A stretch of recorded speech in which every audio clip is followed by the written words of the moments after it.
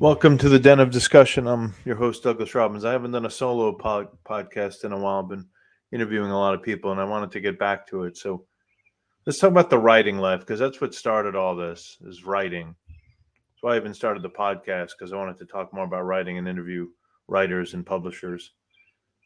Writing life is a tough one. It's a long slog.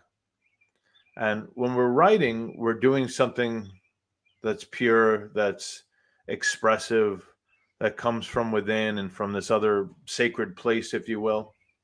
But then we start asking others to look at it and read it and love it. And what we're really saying is love us, right? Validate this journey of mine. And that's a slippery slope. And I want to drill down to something a little deeper here, because this is, I think, something that plagues all writers, all artists, all creative types, and really anyone and everyone. And that is conditions. We're often trained, especially as children, to seek love, right? Especially as babies, we're reaching out to these sort of godlike creatures of parents and older siblings to love us through all of our growth and expression. And often that doesn't happen. And so we start getting conditioned to acting in certain ways and acting in conditional ways. This way you start getting conditional love or conditional responses. If I'm just a good boy, I'll get a nice response. If I'm a good boy, I'll be treated well. But if I maybe say something or act in ways that they don't approve, the big godlike creatures will be harsh on me or nasty. And so I store that away and I hide that part of myself.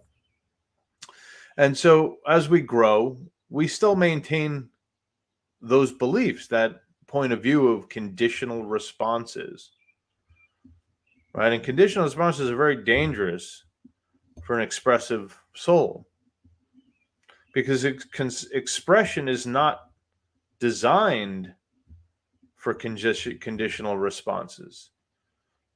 True expression, that true spirit coming through the writing, those ideas, not about conditions. That's about love and belief in them. And that, again, becomes the tricky part of being who we are and then asking the world to acknowledge it. So something I'm going to admit to, for years as a writer, I was looking for conditional responses because I didn't feel love within myself. So I was saying, hey, world, validate me. Hey, world, love me. Therefore, I can love myself. But that's based upon that conditional response. If I act in a certain way, which means now if I write in a certain way, maybe people will like me, validate me. Now I can be free. Now I can be happy. Now I can be loved. But it's not that way. It doesn't work that way. People will not pay attention to you in the way you want them to.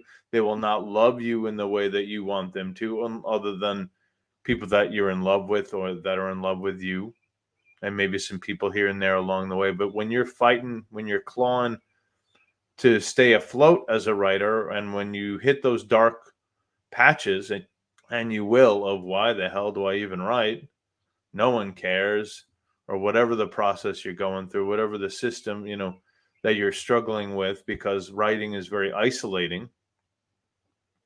This is why I recommend, connecting with others, not just to praise your writing, but to commiserate, to have others that are going through the same thing.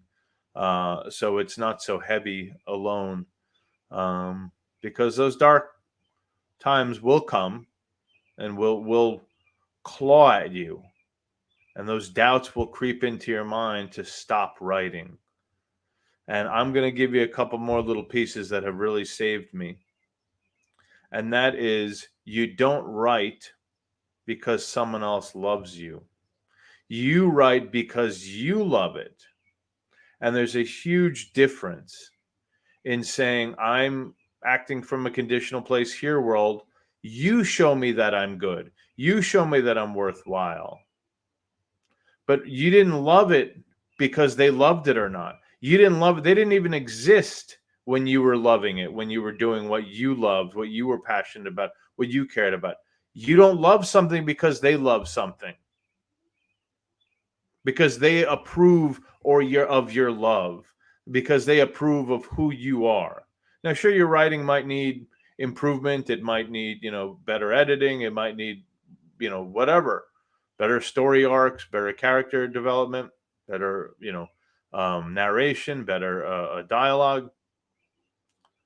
But this is about you in many ways. It's not about the writing itself. This is about honoring you.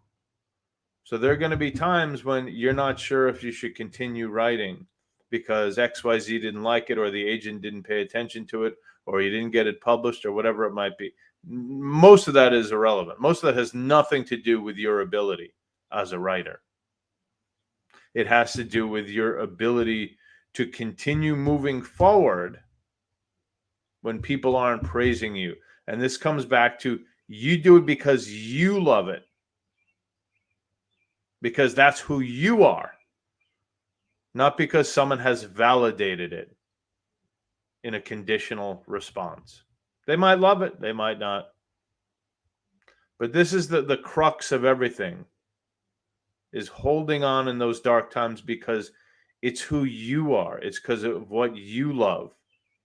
You love it before they ever had an opinion on it. And you have to hold on to that love. It's not a reflection of what other people are saying. You might need to improve it, but you have to hold on to that love. Don't let anybody take it away, and don't give it away because of conditional responses. Just like as children, my goodness, how many of us get broken as children because we're neglected or didn't get whatever we needed as kids? In many ways, it has nothing to do with us. We still have that love within us. We still have that expression, that intelligence within us. Whether parents didn't give it to us or agents didn't give it to us, it doesn't really change the fact of who we are. So we have to continue to find ways to love and honor that sacred space within, because that is the gift we have to share with the world. That is the gift to experience ourselves. So hold on. Love, and hold on to your love. Most important. Have a great day.